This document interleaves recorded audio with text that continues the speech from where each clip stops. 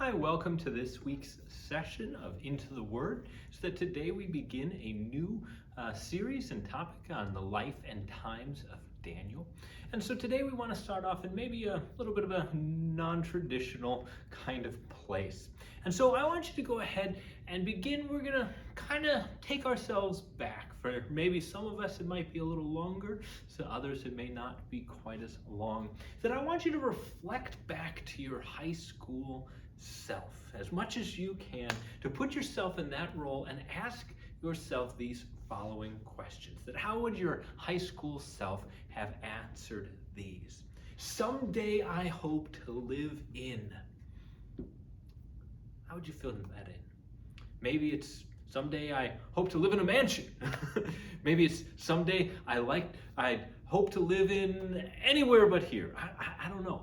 What would your hopes and dreams be? There's this second question. Where would your high school self had said your dream vacation destination, where would that be? Third question is that your dream job. What was it in high school that you thought, this is what I'm going to become? Fourth question, that I hope in the future that I will be known for. How'd you fill in that blank? See, I invite you to think about those things. Not just to think about where has life taken you or where did you hope life takes you, but then to be able to step back and say, well, how many of those things have come true? Well, if we answered those questions today, how would we answer them as well?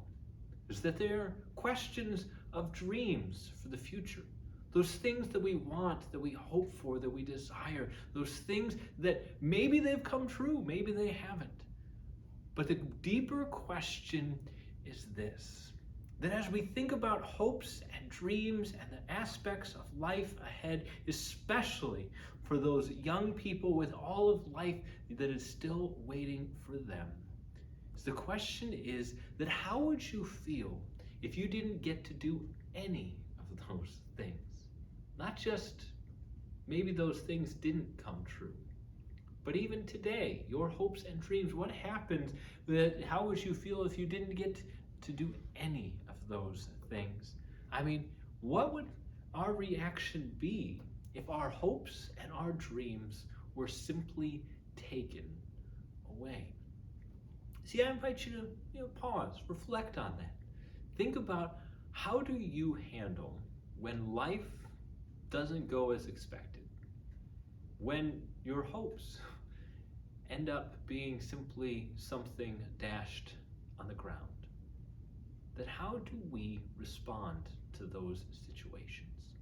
Maybe even to reflect, where in our life have we felt that life has kind of been dark and hopeless? So why do I start us here?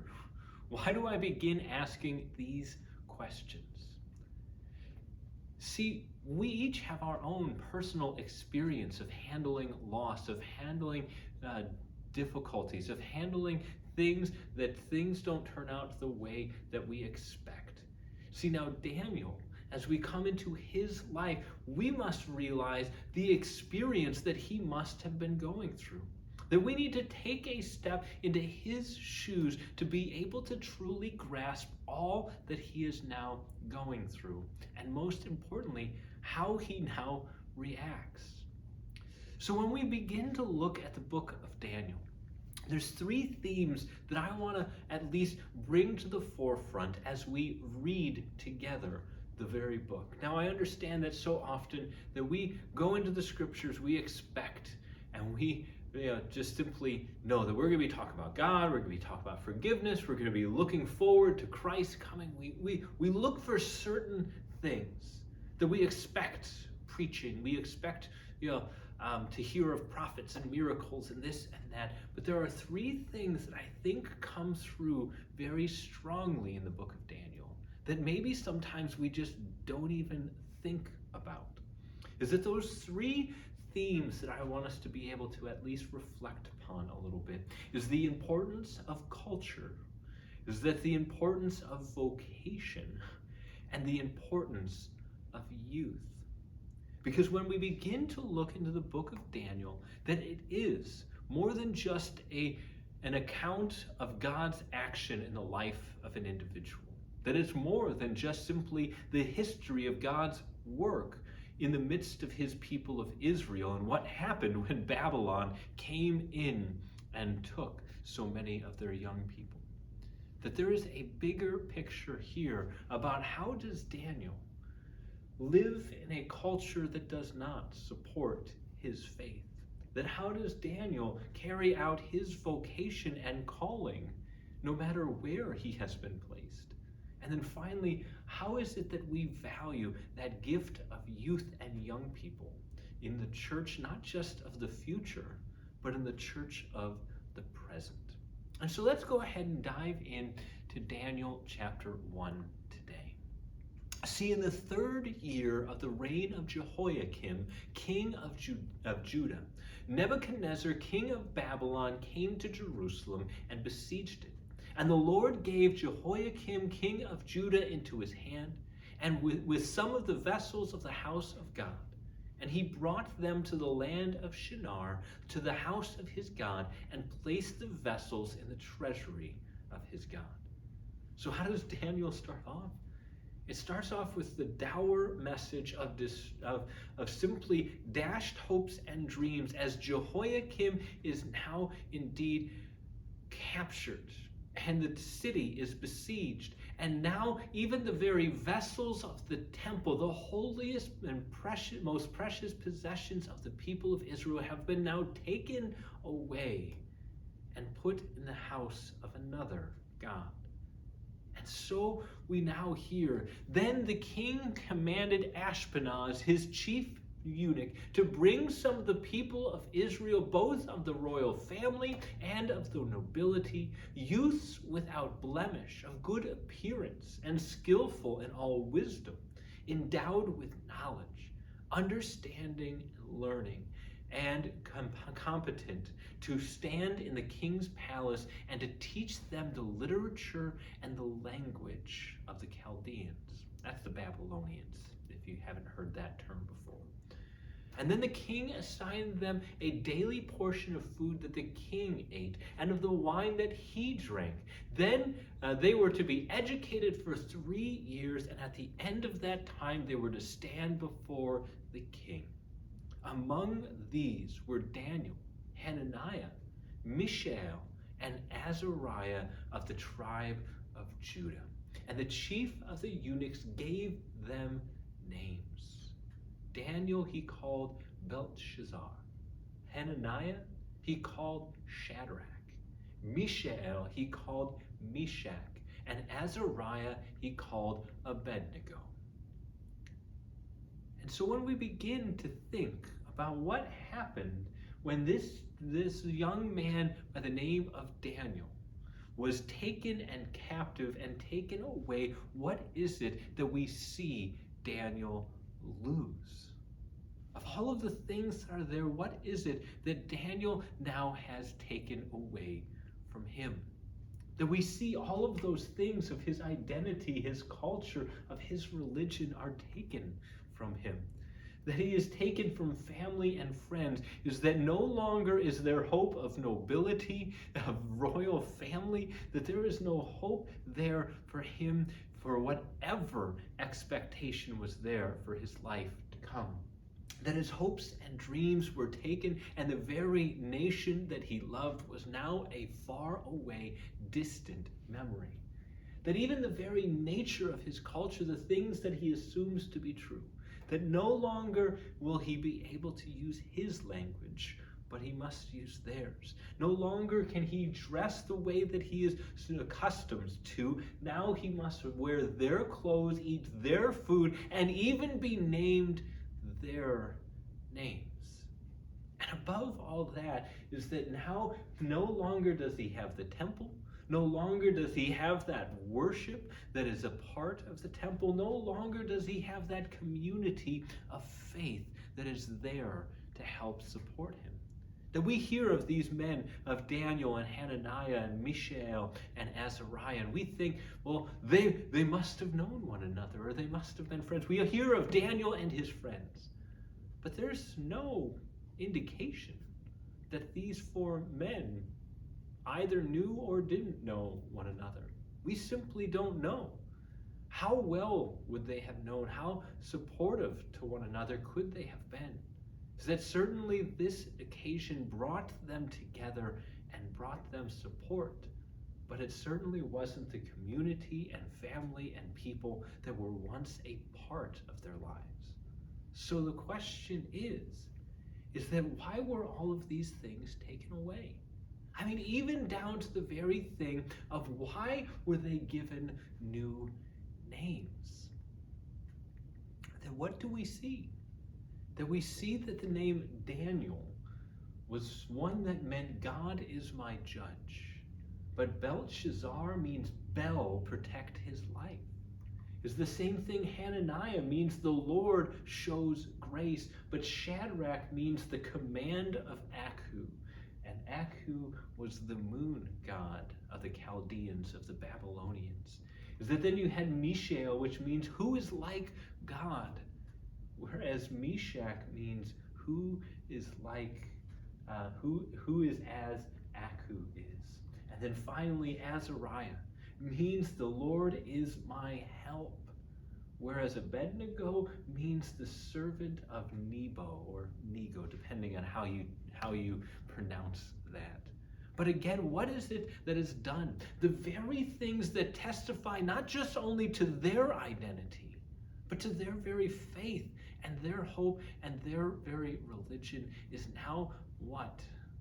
It's now slowly stripped from them. I mean, what would you have done if you were in Daniel's place? If that all of these things that marked you or identified you, all of those things that were a part of who you are, what do you think you would have done in that kind of situation? That some may be angry, and simply angry at God, angry at others, angry at everything, and they simply might just rebel. So maybe there's so many that would become downcast, depressed, sullen, and saddened by everything that had been taken away from them. That others might get vindictive. That you can take these things from me, or if I'm going down, well, I'm going to take some of you with me. Or even worse, you think about all of these different nations that the Babylonians had conquered. That all of them were now brought here, and they were all going through the same process. And so as survivors, maybe it takes us back to that reality TV show, Survivor. What happens when people are competing for their very survival? Is that it turns some into very nasty creatures. So how would you have reacted? Because in the broad scheme of things, what is it that the king and his people are really trying to do through this experience? Is that they are simply carrying out a part of Babylon's foreign policy. That this is not only just their military policy, this is their very political foreign policy towards others. Is that first you come and you remove the leadership of a nation. You substitute those that support you, and then you take the very best of their children, and now you begin to reprogram them, to begin to now re-enculture them, taking what was once theirs and making it now something that is yours. And then finally that fact of replacing the very leadership now with those who have been brought into your very life, into your very situation. See, the book of Daniel begins to ask a question. That how do we live in a world that does not support our faith? That how do we live in the midst of cultural pressures and issues, and how do we carry ourselves in the midst of those that would have us be not only something else, but someone else? See, the book of Daniel begins to ask these questions. How do we react and how do we respond when those pressures of life and the world begin to push in on us? So how did Daniel respond? We continue with our reading. But Daniel resolved that he would not defile himself with the king's food or with the wine that he drank. Therefore he asked the chief of the eunuchs to allow him not to defile himself. And God gave Daniel favor and compassion in the sight of the chief of the eunuchs. And the chief of the eunuchs said to Daniel, I fear my lord the king, who assigns you your food and drink. For why should he see that you are in worse condition than the youths who are of your own age? And so you would endanger my head with the king. So what's this servant all concerned about? Once again, he's concerned with himself. That Daniel cannot do this, for the fact is that if anything's wrong with him, well, then it's going to go ahead and come back on me. But what is it that Daniel is given? And then Daniel said to the steward, whom the chief of the eunuchs had assigned to over Daniel, Hananiah, Mishael, and Azariah, test your servants for 10 days. Let us be given vegetables to eat and water to drink. And then let our appearance and the appearance of the youths who eat the king's food be observed by you, and deal with your servants according to what you see. So how does Daniel then react? How does he respond to the situation? Is he angry? Is he sullen? Is he downcast? Is he upset? Is he trying to go ahead and get this man's head? No, what is it that he does? Out of deference, out of respect, out of wisdom and cunning, what does he begin to do? Well, oddly enough, he begins to be concerned simply about food.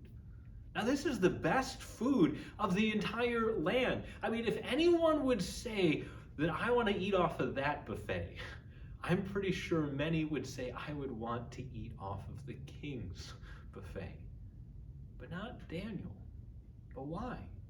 Why would Daniel choose only vegetables and only water? Wait a minute, Pastor, is this one of those kind of like vegan, kind of commentaries? Is that no? I don't personally have that kind of ability, to go without meat. But what is it that really Daniel's doing here? See, the meat was defiled in the eyes of the Jews, for it was likely sacrificed to foreign gods. It was a witness and a testimony that Daniel was making, that he was giving up of things that indeed were perfect creations of God, but because they had been used as a testimony to the gods, Daniel began in this rather commonplace way. He began to put his very faith in action. For what is it that Daniel begins to show? That faith and trust in God begins first off with a faithfulness to God. That in the midst of our culture, in the midst of our world, is that we ourselves are called to live lives of faith and faithfulness to our Lord. That are we living in ways that are honest and truthful to what our God desires from us, as well as do we live lives that can be tested and testify to those around us? See, now, those Levitical, food dietary laws of the Old Testament are no longer a part. But do we live? Do we live with the kind of love that the scriptures say? Do we live with the same kind of welcome, the same kind of care, the same kind of compassion? Do we live with the same kind of purity that God calls us to? See, Daniel begins in this small way to say that I will be faithful, even in the pressures that are all around me. that somebody once put it as this way, that it has been well said that faith is not believing in spite of evidence. That's superstition.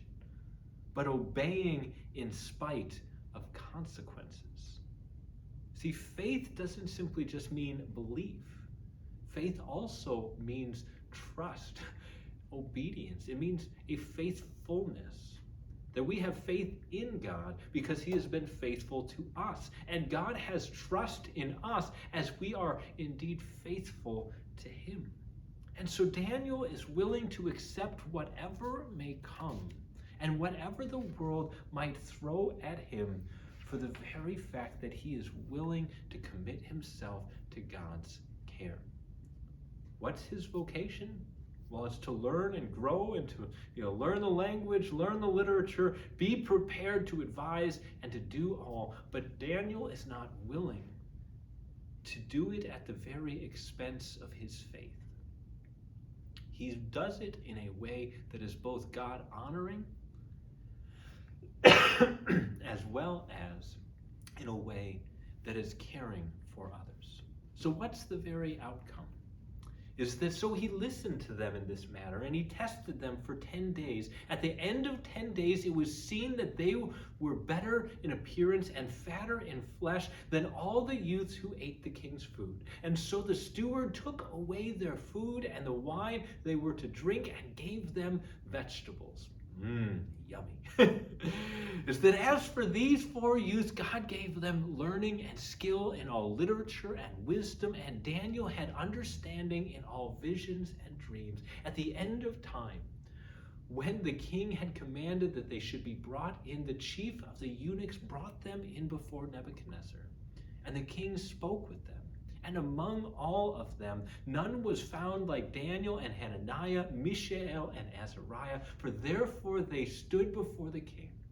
And in every matter of wisdom and understanding about which the king inquired of them, he found them 10 times better than all the magicians and enchanters that were in his land. Now, first off, that's an interesting group of people to hang out with. The magicians and the enchanters.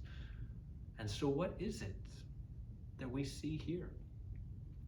That God blesses with wisdom, that God cares for them, that these men were willing to dedicate themselves still to the task of learning, of growing, and of doing the very calling that they have been placed there for, but to do it only in a way that is pleasing to the Lord.